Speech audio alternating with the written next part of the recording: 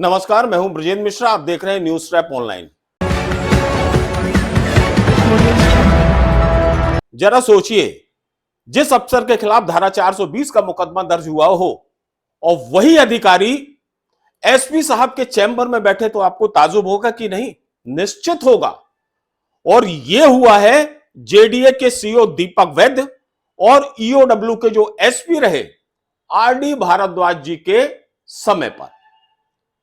लोगों ने यह बताया, ईओडब्ल्यू ऑफिस के तमाम स्टाफ ने यह बताया कि जिस समय जेडीए के सीईओ दीपक वैद्य के खिलाफ फोर्जरी का केस 420, 420, 467, 468, भ्रष्टाचार अधिनियम 13(1) और 13(2) का मुकदमा दर्ज हुआ, उसके बाद एसीओ साहब ईओडब्ल्यू एसपी के चैम्बर में बैठे रहे।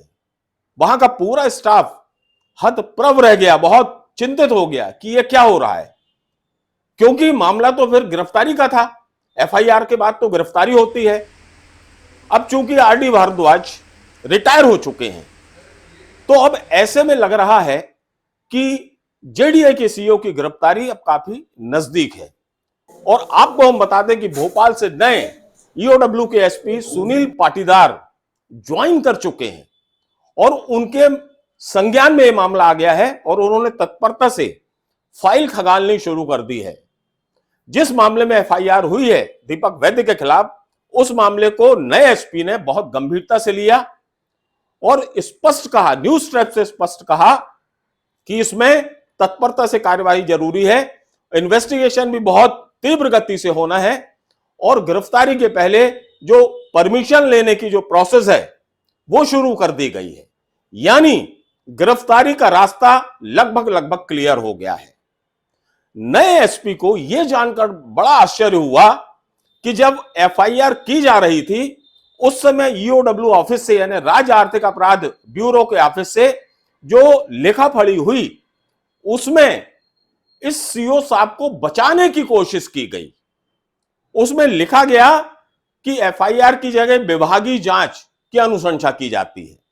लेकिन साहब, ईओडब्ल्यू का जो बाकी स्टाफ है, जो वहां के इंस्पेक्टर्स हैं, जो विवेचना टीम के अधिकारी हैं, उन्होंने अपने डीजी ऑफिस को, एडीजी साहब को स्पष्ट बताया कि यह मामला बहुत संगीन है और गंभीर है और इसमें विभागीय जांच की बजाय डायरेक्ट एफआईआर की जरूरत है, क्योंकि पूरे प्रमाणिक दस्तावेज, जितने भी प्रूफ, सबूत और साक्ष्य हैं, वो आ चुके हैं, इसलिए इसमें एफआईआर की जाना चाहिए।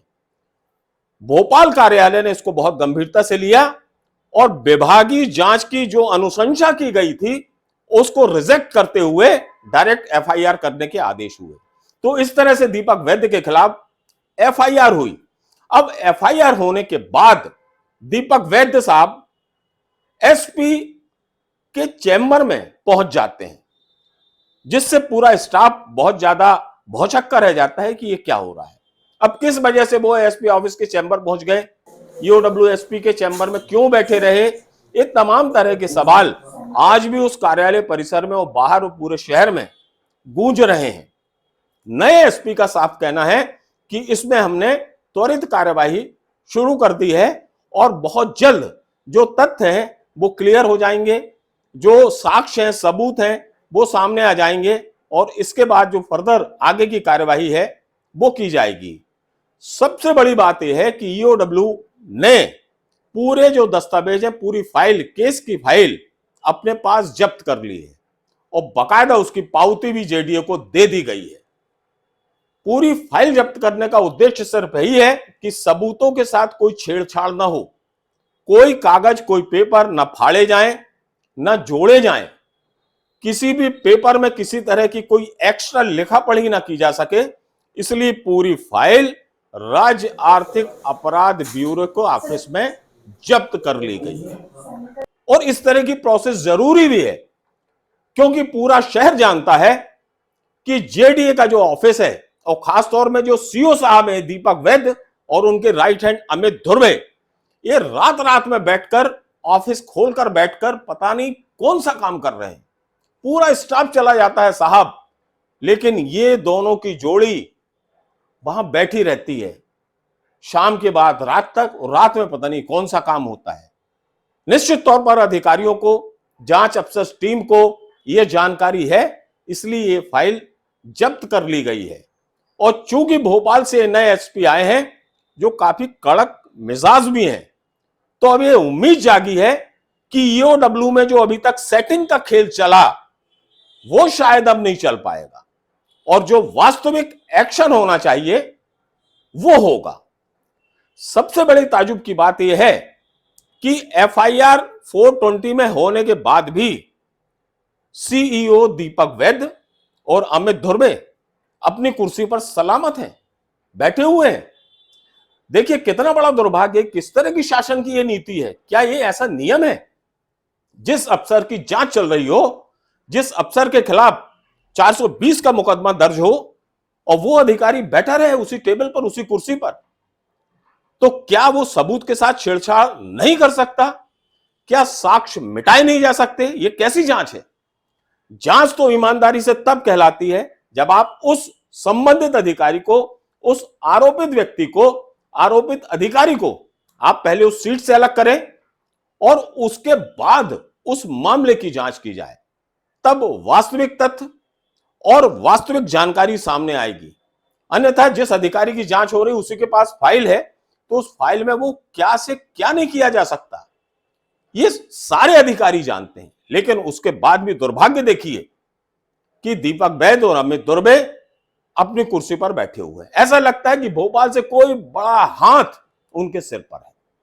सवाल यह भी है कि जबलपुर में ही डिविजनल कमिश्नर अभय वर्मा है जो जेडीए के चेयरमैन भी हैं और इनकी भी संज्ञान में पूरे मामले हैं।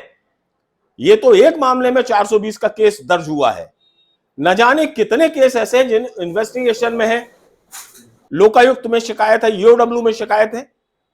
लेकिन तब भी सीओ साहब को कुर्सी से नहीं हटाया जा रहा, वो वहीं के वहीं बैठे हैं और जांच चल रही है। ऐसे में जांच का क्या होगा ये वो अधिकारी जानते हैं या फिर ईश्वर जानता है। फिलहाल उम्मीद की जा सकती है कि भोपाल से जो सुनील पाटीदार नए ईओडब्ल्यू एसपी आए हैं, जिन्होंने फटाफट ज्वाइन भी कर लिया है और अपने पूरे मातहत स्टाफ को निर्देश दे दिए हैं कि इस मामले में जिसमें 420 का मुकदमा दर्ज हुआ है, इसके जितने भी साक्ष्य तथ्य हैं, इनको वेरीफाई करने के बाद आगे की जो प्रोसेस है, जो गिरफ्तारी का रास्ता है, उसके लिए कार्यवाही करना है। और ये इंस्ट्रक्शन दिए जा चुके हैं और भोपाल को भी इन्फॉर्म किया जा चुका है।